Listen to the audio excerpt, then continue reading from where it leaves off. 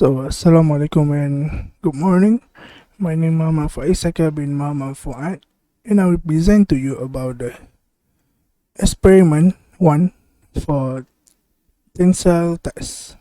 So, for the objective of this experiment, to obtain the general understanding of how different metal and cross section behave under unaxial tensile loading. To determine this, the second objective is to determine the stress-strain relationship and compare mechanical or material property of the various material and cross-section. The objective is to obtain the mechanical property, the modulus of elastic, the yield stress, the ultimate stress, the fracture stress, and the ductility ratio.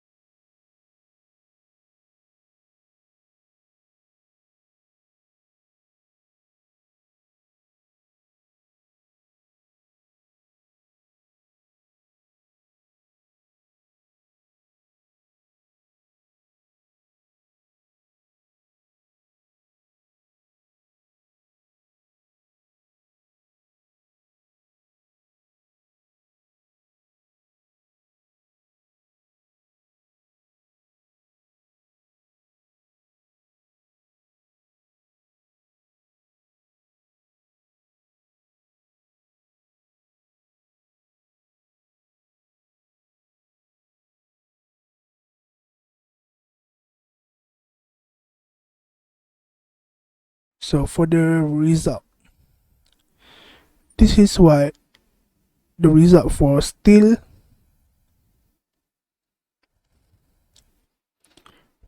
brass,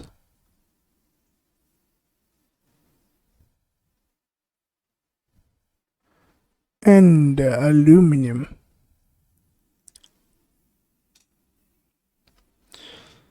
So, for the table 3, the result.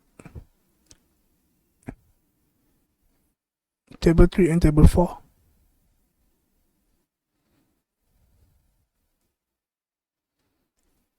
Table 5.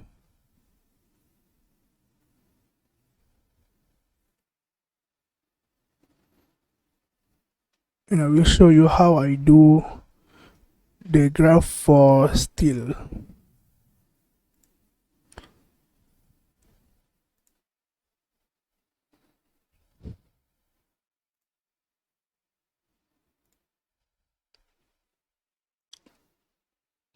So here I will do the graph for steel. And I will fast forward this part.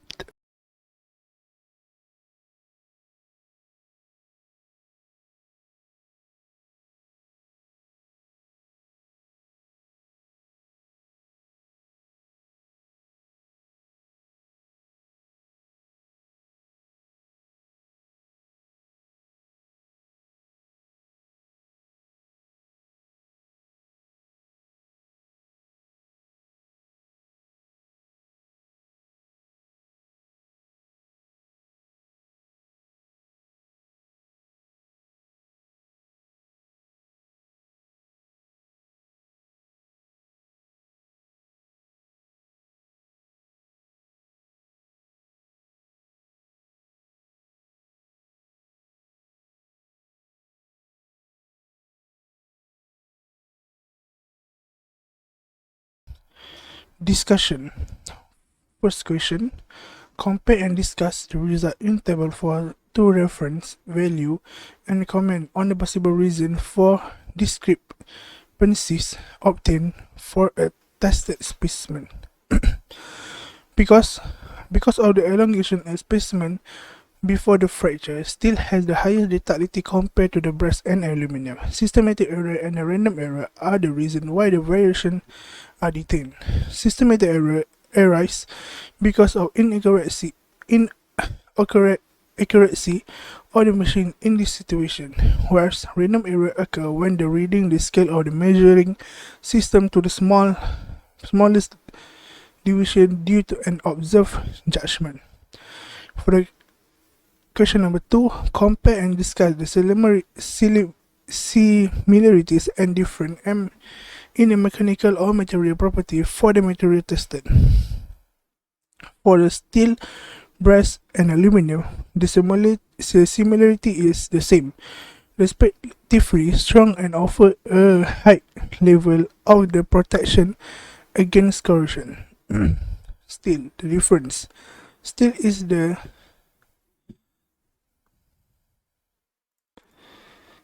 malleable, it means it can be deformed. Second, steel is ductile material. For the brass is an excellent conductivity material.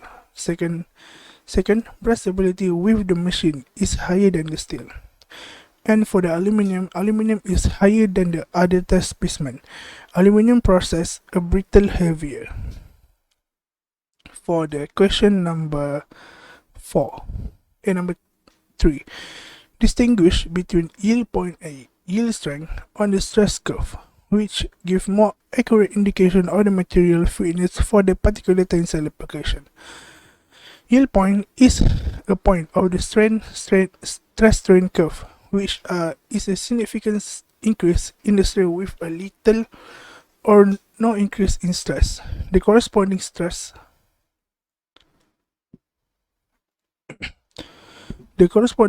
is called the yield strength or stress of the material. For the material that do not pass as well defined yield point, also method is used to determine it using the another method. Yield strength is designed to deform the plastically.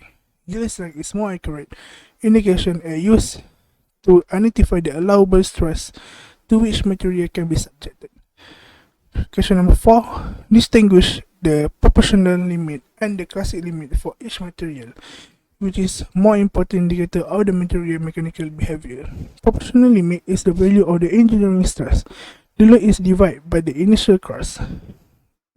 sectional area at a point where the straight line portion of the stress strain curve ends.